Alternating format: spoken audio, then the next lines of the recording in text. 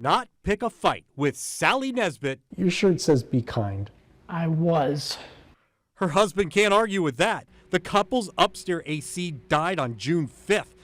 Since then, Sally's been at war with the couple's home warranty company. Do not confuse the issue. Stay with the subject. She is sparring with a supervisor at Choice Home Warranty. She's got AC downstairs, but with large open spaces, it is just not enough. Wouldn't it be nice to have a coverage plan, sort of like insurance? Insurance would be nice, except for the disclaimer that says warranty plan is not insurance. I am part polar bear. I do not do heat well. And she doesn't do well with no-shows. On June 6th, June 11th, and June 21st, she says they were all no-shows. Could it be their location? Come here, girls. The Nesbitt's Arabian horse farm sits halfway between Athens and Madison, Georgia. Come on. By car, it's a drive, and by horse, a very long trot. But Sally did find a technician, and this one she likes. So your fan motor's locked up, it will not spin. Trey Hale is not one of Choice Home Warranty's vendors, but he is here. Hey Trey, I'm not in the business of advertising, but you're the first guy who's ever brought a sign. Trey has been trying to help. He even got on the phone with Choice, telling them he sent the requested breakdown 2 months ago. Here at 6:30 at 1:06 p.m., here's the breakdown of the cost of the condenser for $3,200. The warranty is non-cancelable. We've been doing home warranty stories for years, and some people love them as long as you read the details, because there's a lot of things warranty companies do cover and a lot they don't. They try to figure anything possible, it to being rust on the unit, something that's weathered, which is kind of tough when you're talking about something that sits out in the weather. Choice Home Warranty offered to pay the Nesbitts $1,000 on a $3,600 repair. Yes, dear. Nice. But after we got involved, they upped the offer to its contracted maximum payout of $3,000. Are you okay with the $3,000? For now. Yep, that's Sally. She asked for the moon and got exactly what she wanted, $4,700. She'll use that money to replace the old system with a new one, and in a turn of events, she's changed her opinion. She will not put Choice Home Warranty out to pasture. How do you feel? Happy. Why? Content. Why? They honored their contract. And they gave you?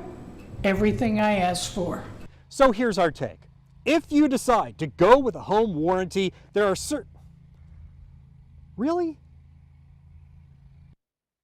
Here's the real takeaway.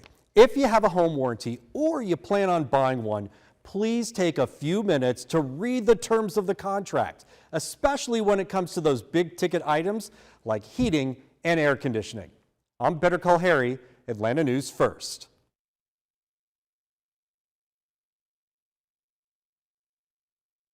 And then I'm in the studio, and now I'm here. And now you're somehow from the farm. I'm like a superhero. Right in front of us. I'm like consumer superhero. Now, my friend, you need no introduction, but this is the famous Better Call Harry, of course, our own Atlanta News First investigative consumer reporter. And I want to talk about this story you did in particular as just an example of how some of our investigations do lead to change. For the topic of home warranties, I think a lot of us just didn't know it doesn't count as insurance.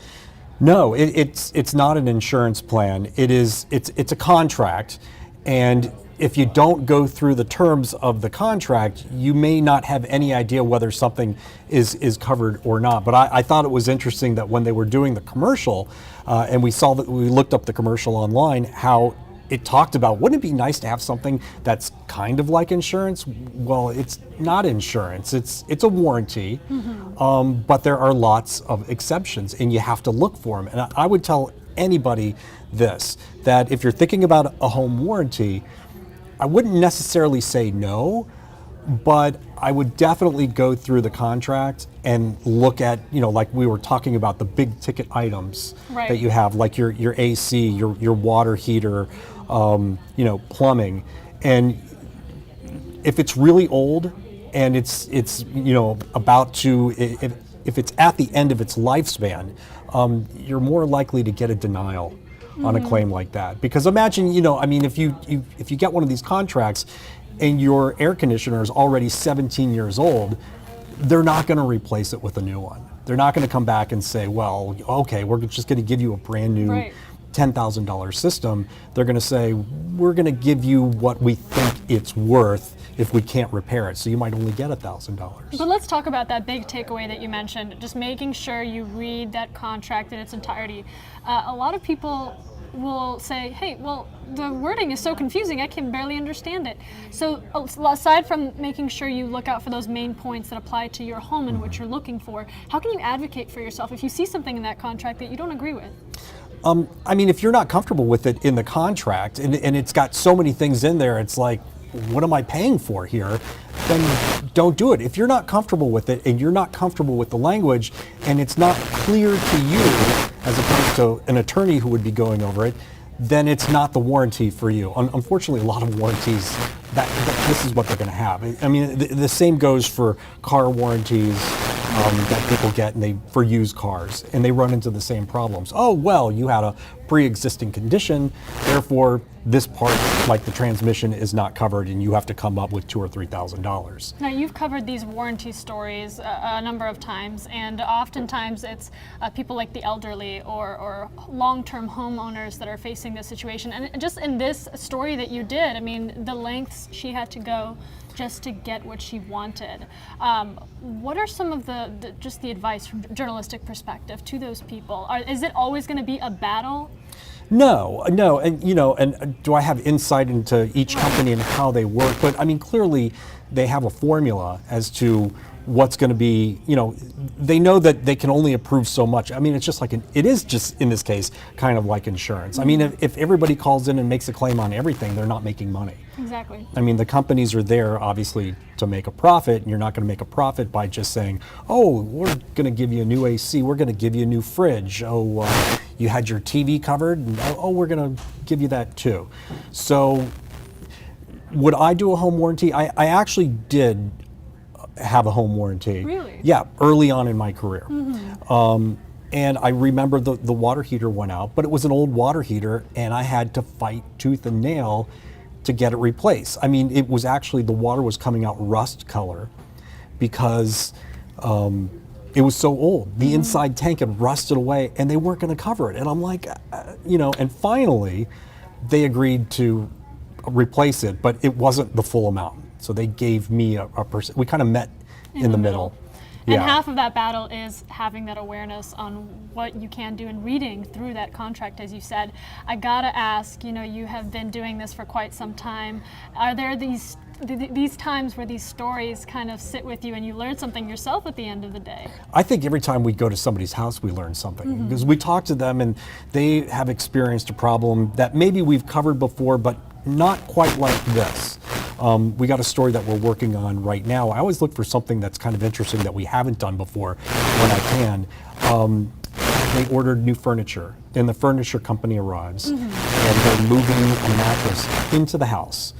And they have a chairlift, one of those chairlifts from the first floor to the second floor for their son who is disabled. Right. Well, they didn't see the movers, the furniture movers damage the lift, but after they were gone, the whole thing needed to be replaced.